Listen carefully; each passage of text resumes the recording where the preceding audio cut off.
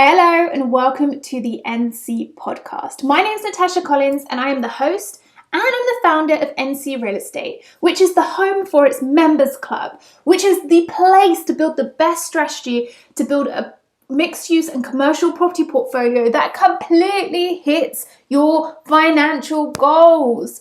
How are you doing this week? I'm trying out something new. For those of you who have been following me on Instagram, you would know that over the last couple of months, I've been renovating this new home that we have got in Charleston, South Carolina. Honestly, it is gorgeous. And one of the spaces in the house, I said that I would convert into a studio slash study space slash quiet area. And today I'm sat in that studio. It's not quite finished, but I wanted to test it out for kind of sound quality, how it looks light-wise and all of that, because whilst I can get to perfection, really you can't get to perfection without testing and testing and testing and testing. Now, this space that I've chosen is a nook off of our laundry room. It used to be a walk-in wardrobe, but every single room or bedroom in this house already has a walk-in wardrobe. And the laundry room has enough storage space that I can store all my laundry bits in there, so I didn't need it. So what I did one weekend was I set about just taking everything out of this space and looking at how big it is and took it all out, and I was like, oh my gosh, I could fit a desk, a chair in here, I could put a really nice backdrop, it could look absolutely beautiful. So I set about doing that. It's taken me a little bit of time just because I wanted to try and do it myself as much as humanly possible. Now, the things I didn't do myself was I didn't decorate it. That was all part of the decoration for the house. I didn't fit the electric plug socket because there was no plug socket in here, but I had that fitted by a local electrician who put that at desk height for me. I laid carpet in here, so I put rubber matting underneath the carpet, then I put the carpet down, I've wallpapered it, I've now got my desk in here, which I absolutely love, I've got my nice chair in here, which you can see some of the wallpaper behind me if you're watching on the YouTube channel. Otherwise, it's just some gorgeous blue and white patterned wallpaper. I absolutely love it. This is going to be my space. It needs a little bit more. I think maybe it's a little bit echoey in here still. So potentially it needs some foam on the walls or something on the walls to stop the sound from bouncing so much off of it. But that's okay. I could probably put some storage in here. And I think it needs a little bit more lighting. I haven't really figured that out yet. Whereas when I'm downstairs in this house, I'm always sat in front of a window, so I've got streams of light coming in. But the one thing about American suburbia is that there is always someone mowing when the weather is nice, there's leaf blowers going, or you've got the rubbish people coming round. Or, you've got delivery drivers who seem to always ring on the doorbell, even if there is a sign outside saying, don't ring on the doorbell. And then the dog goes mad and you name it, the podcast ends up going downhill. So I really wanted this space. It's also really nice because, sometimes you just want to shut yourself away. No phones, no emails going off, none of that. And you just want to be able to think. So hopefully this will be a good space. And when we Airbnb this house, which I'll actually be really sad to because we put so much love and everything into it, but when we Airbnb it, it'll be lovely for somebody to have that quiet little nook as well. And then every time I come back here, I've always got this space. So I'm really pleased with it. It's coming on. Still got a little bit more to do. But certainly it feels very much like home, very much like an area and a space that I love to be in. And I'm now doing all of the additional renovations pretty cheaply, because we did the big things in the redecoration of this whole house. And the next kind of step is just making it look a bit more cozy, because I do tend to find that if you put on white on all of the walls, then it's great, but it looks really sterile, and I don't want a sterile looking house. I want a gorgeous looking house, which, you come into and you feel warm and you feel cozy. I must admit, one of the big problems with these houses is that they are built to keep the sun out, because down here in South Carolina, come the summer, it is hot, it's humid, and so part of the house is built so that it will never be in the sun, so that in the summertime you always got rooms that are shady. But with that, they are cold in the winter, really, really cold. And the heating system, because the heating runs off of the air conditioning, it's not like a proper heating system, so it never warms up really. It's only really the upper floors of this house, so the bedrooms, which really do heat up, everywhere else doesn't really heat up as well. So I'm also really glad that we're coming into spring because it means that, this house feels a lot warmer. But, there's so many cozy places. I've put rugs and nice pillows everywhere. And of course, all the beds have English style bedding on them. And that will also sound really crazy, but it's duvets with duvet covers, not comforters with sheets. And I know that's a very English thing, but I think it's far more hygienic in a Airbnb as well, because you can then wash the whole thing. If someone decides not to use your sheet and just to use your comforter, then you should really have to wash the comforter. But trying to put a comforter in the washing machine does not work very well at all. So, and for those of you, if you don't know what a comforter is, it's essentially a duvet with the duvet cover around it, but it's all sewn in, so you can never get the duvet cover off. Yeah, and then you have a sheet underneath it. And I think this is a US versus UK thing. So any of my US listeners, I know you'll probably be thinking, Natasha, I don't get your way of doing it. Well, it's the one thing that I don't get, the American way of doing it. And also American bedding or US bedding is very expensive. Incredibly expensive. Think about 3 times the amount it costs for us to get bedding in the UK. So a lot of the time, whenever I have packages come in from my parents, they shove, some nice bedding in there.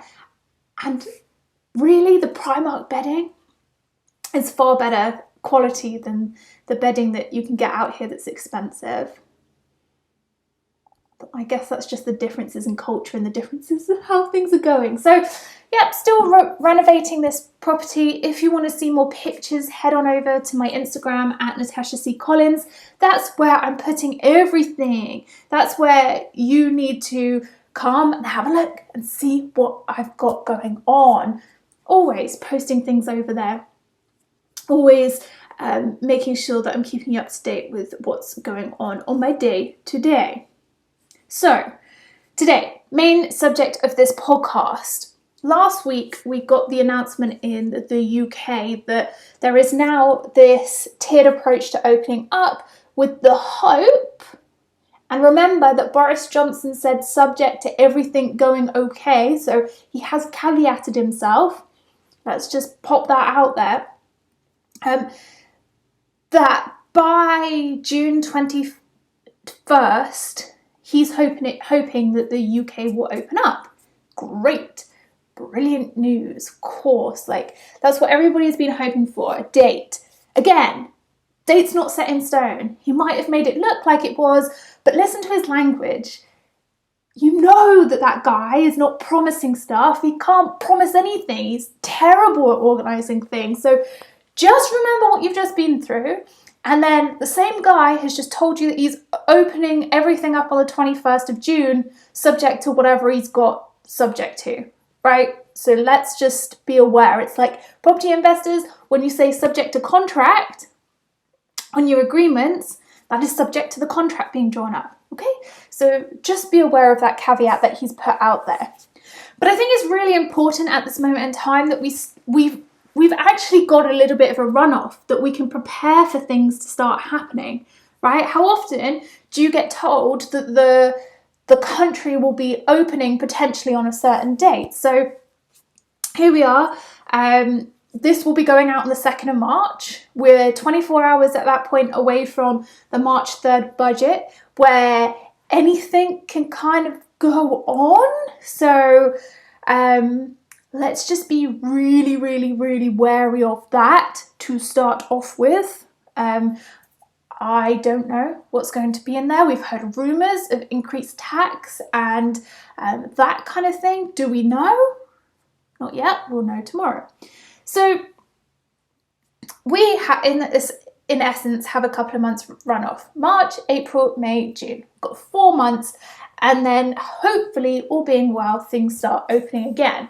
Now, we do need to be aware of some things. Now, the market is now looking incredibly optimistic. There's a lot more people booking serviced accommodation. If you've seen, I've had people getting in contact with me who had their bookings cancelled last year on Airbnb, asking me when I'm going to be opening my flat, my serviced accommodation again. I'm actually not going to be opening that again until the 1st of January 2022. There are reasons for that. The main one being, I have got a good tenant in there paying a lot of rent. Right, that's it. And they want to move out at the end of the year because they're going to be buying a development. The development will be finished about November time, so they'll move out at Christmas. Fine. So I'm not going to be opening that again until January 2022. I have been keeping people's details, and I said I'd get in contact with them so that they can come stay in my flat next year. Great. It's like a waiting list. And I really want you guys to think about that too. If you haven't got your serviced accommodation open, or you had to cancel bookings from last year, please do reach out to these people again. Tell them when you're planning on opening your serviced accommodation and how they can book. Maybe start thinking about putting in place a discount if they book. You know, sorry you didn't get to come last year. I will give you a 10% or 15% discount if you book this year once I am open. So again, think about that. That might be a really good incentive to get people into your unit. So there's optimism. We're seeing that. That optimism has also led to some stalling right now because people are thinking, okay, well, if everything's open in July, I don't need to move right now. I don't need to put my house on the market. I will just continue focusing on lockdown, getting my family through, finding out when I can get my vaccine, you know, and working from there. So whilst July, we might see a lot of activity, right now you might see activity slow down. Some of the things that we've seen are sellers pulling out of selling. One of the things that you could do is delay the sale until July. Think about how you can negotiate that into the deal. That can be a really key part of what you are planning, what you're doing. I mean, it gives you time as well to go and raise finance. And you're locking in prices now where they potentially, and I'm not saying guaranteed, I'm saying potentially, could be lower today than when the market opens and everybody wants to start moving forward. So think about how you structure that deal. If a seller is looking a little bit wobbly, like, oh, you know, the market's delayed right now, the reason being is lockdown, conveyancing is taking forever, searches are taking forever, why not think about saying to them, okay, that's fine, don't worry, we'll just do this in July. You can look for your house, you know, come June time when things will start coming back on the market. If that's what you want to say. So you've still got everything moving forward. Put a delay on the searches because you don't want the searches to expire. Searches tend to run out every 3 months. So you would need to do that again if you had that done now. Put that on hold, but say, don't worry, I will buy it at that time. I'm not dependent on anything selling in order for me to buy this property. So that's absolutely fine. So think about the habits that people are changing right now. You know, everybody's gearing up for the second half of the year. Great. How can you support that while still being there and agreeing deals that would really work for you? So again, think about that. Now, another thing I really want to advocate for right now is, can we please start checking our bank accounts and making sure that we've got a pot of savings set aside? Far too often, investors get gung-ho in investing and spending money on deals, and that is great, fantastic. But put something for a rainy day in a savings account. I know it doesn't make as much interest as it would if it's in property, but you've got to have something sitting around just in case. because when we start seeing things open up again, that's when you're also going to start to see more problems, because tenants who've been living with things, or those of you with leasehold buildings, your block managers probably haven't been doing things as much recently, but chances are we'll get to a point where they start going out and they're like, okay, so we're going to be doing this work, this work, this work. You need a savings pot in order to be able to afford that. You need to be able to afford any problems that are going on. You'll need to be able to afford reletting a place in July if you've got letting agents coming out. So please, let's start focusing on putting a little bit of money aside. I would actually aim for £5,000. Can you get £5,000 together? Put £5,000 into a savings account and just leave it alone. If you can do that, that gives you a little bit of stability. And look, we are not currently out of recession. We're not. The economy still looks wild. Businesses still have to hold on for the next 4 months before things fully open, which means that they cannot afford to be paying their staff. So staff will stay on furlough, or they might even be making their furloughed staff redundant, because when they open up again, they're not going to have the same cash reserves that they did when they closed down, because after all, they've been paying for the premises and paying for any business expenditure, which you have to do on a monthly basis, regardless of whether you're paying a team or not. They'll have still had to be paying that, even if their business had been shut or it had been closed down. So we've still got the potential for more layoffs. We've still got the potential for more businesses to go under. It could be that the government grants and the furlough scheme is just delaying the inevitable. And so that will then mean that you might not get your rents in, right? There may be a couple of months where it's a bit rocky. You need money in your savings for if that happens, because you have to look after yourself first, right? No one else is going to come in and give you money when you say you're struggling. You have to use whatever money you've got coming in right now just to prop yourself up a little bit. So please, please, please, please, right now, as a result of this podcast, go look in your bank account. Make sure you've got a little bit of money stashed away for any emergencies. Really vital. Let's talk about that economy as well. In terms of commercial, one thing that I am seeing is a lot of the large investment firms selling off huge amounts of their portfolio, but the very low yielding parts of their portfolio, the stuff that is incredibly valuable. And for those who don't know, when we're talking about commercial, the lower the yield, the lower the risk, so the higher the value of the property. And we're seeing those come to market right now. And that means that they've put these property portfolios into a really good condition, or at least what they think is a really good condition, valued it high, and then have said, okay, right, what I'm going to do is sell this part of the portfolio, because over the next 6 to 8 months, there's going to be a lot more commercial deals coming up, which are more risky, and I can use the money that I get in from these less risky sales in order to buy the higher risk and turn them into lower risk and sell them on again. Why is that such a good strategy? Well, because the pension pots right now and the insurance firms who buy up very low risk property will always be looking for that, especially with the kind of dodginess around freeholds right now. I say dodginess as if that's a word. Okay, but you know what I mean. Freeholds are looking like worse and worse and worse investments, because there is so much anti-freeholders going on around the market. So these pension pots and insurance firms depend on them. But actually, if they can sell those, or they can think, okay, I'll just park that could be a problematic property. I'm going to start buying these really low yield, high income, high value properties, which are going to be secure for X amount of time going forward. So we're seeing a lot of that come to market. We've seen massive Tesco portfolios come to the market, massive student-let properties come to the market, huge amounts of industrial.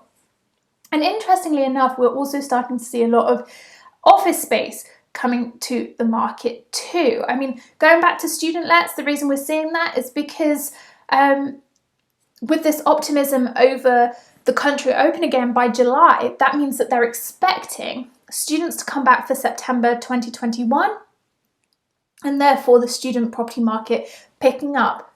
Do I honestly think that that is going to be the whole of the story? No. Seeing a huge amount of academic institutions now go to distance learning as well. So I don't think there will be the demand for the beds. But what you will see these big investors doing is going, well, now there's optimism in this part of the market, we're going to offload that just in case. But it still looks like a low risk investment, because what they do is they lease these student buildings out to student letting companies, similar to like a rent-to-rent model, but all they do is they let to students, and they work with student unions, and they get students in that way. And they take it for a 10-15 year lease, and they pay a set amount of rent every single year. So that actually looks really good, because you're not depending on getting individual students in, which is why we're seeing a lot of these come to the market. The sellers are hoping to capitalise on the optimism, although probably also knowing that come September 2021, there probably wouldn't be as big a demand as there was if we think back to September 2019. So we're also seeing a lot of optimism in the office market. Huge amounts of office development has started to get underway. And I think what we're seeing there is demand for hubs. You know, in Oxford and in Oxford, we're seeing a lot of hubs for medical firms. In Cambridge, we are seeing a lot of demand from technology firms. You know, and so what we're seeing is pockets coming available where complementary office space is going in and taking space next door to each other, which is interesting, and I think we're going to start to see more demand for that. Certainly South and Southwest London is seeing more office space, and we're seeing more office space demand in Bristol. Parts of the Southwest Midlands, not so much, but again, it's growing. What we have to be doing is offering space that fits the demand of local businesses, rather than just putting any old space on the market and expecting it to go. It's not going to happen like that. We have to work with local business hubs, and when things start to open, it will be about going and seeing local businesses and seeing what they need and seeing if you can provide that for them. But again, lots of optimism in the commercial market. Yes, tenants may be struggling right now. The tenants that survive this, though, are going to be fabulous tenants to have going forward, because what they will have been doing is planning for the reopening, planning how they can change their business. And I'm hoping, and this is me hoping, that they will have got strategies in place, such as, you know, marketing strategies to get people interested in what they do and bring them back in. Look, if you notice right now that your tenant is struggling, all I can say to you is payment plan, payment plan, payment plan. Please, can we get our tenants on payment plans? This is going to be really helpful between now and July as well, because what you don't want is any of your tenants, residential or commercial, running up huge amount of arrears, because it will be so difficult come July for them to try and pay them back. Instead, even if they're paying on the drip, you know, like £100 a week, heck, £50 a week, you know, something, whatever they can afford, get that coming in. Because the lower the amount of arrears, once we get to July, the better for you as the landlord to collect these rents. It is so vital, guys, that we are doing that. So talk to your tenants. If nothing else, talk to your tenants, find out how they're doing, find out about their financial stability, have a conversation, pick up the phone. I've had one of my tenants pick up the phone to me this week and say, hey, it's been a tough time. I want to move out of London. It's getting kind of expensive for me to be down here. And all I said to them was, what do you need? What's going on? And they said, well, I really want to stay in this flat. I love it. So what did we agree to do? Drop the rent just a little bit for the next couple of months to help them going forward. And one thing that I found out about that tenant was that they had bought themselves a home up north, but they wanted to rent it out. So also what I can do is give them a little bit of advice of how to rent the other one out so it can afford to pay for the increase in rent in the flat that they really want to be in. It's about helping our tenants right now. Things aren't going to be perfect. Things are still going to be a struggle. Yeah, everything may open up on the 21st of June, but we've still got to deal with the fallout. We're going to have to pay back all of this money that the government have just been chucking around. We're going to have to help the tenants get back on their feet that have struggled through this time, and we're going to have patience and compassion and empathy. We're also going to have to make sure that we can look after ourselves, because if we look after ourselves and we have that savings pot, it means that if a tenant has a problem, we're not going to be acting out of a place of anger or fear that we can't afford something. We're going to be acting from a place of, okay, how can I help this tenant get back to paying rent? Really important. We have to understand what's going on. We have to understand that it's not going to all be roses from July. There is a long way to go. It's positive that things open up. It's positive that the UK are doing such a phenomenal job of vaccine rollout. I cannot fault that. But we have to go into this with our eyes wide open. How can we make sure that we are still supporting our tenants, we're still making an income, whilst we can still move forward with our property investment journeys? I mean, the other thing is, the strategies that you set now, the goals you set for your properties, you're going to have to stick to your guns harder than ever in July. Because with optimism, things come to the market that are more expensive, because everybody's like, yeah, the market is now open, everybody can move around, people are going to be wanting to be buying. But of course, we know that we don't buy over the odds. We buy at what makes sense for the deal. So again, we have to be thinking about now putting in place that mindset, that strategy, those goals, so that come July, we're not overpaying, we're not getting sucked into the optimistic market where everybody's being very bullish. Instead, we just play the long game, we're consistent, our mindset's on track, but that all comes from practice. If you want something to happen, it doesn't just happen. There's so much build-up that goes into that, and we have to remember that. Whilst we could have these dates on our diary that we're looking forward to, the work starts now, guys. The work starts now, so that for the second half of the year, you're in better shape. And think, when we get to December, if you start putting all I've said into practice, how epic will you look back on your year and think, oh my gosh, I did so well this year. And the reason being, I planned from early on. The minute I knew that things were changing, I had a plan in place for how to make that a success. So there we have it. Fantastic news that we may be coming out of lockdown, but we really need to focus on what we can do now to make sure that we come out of it in the best possible condition.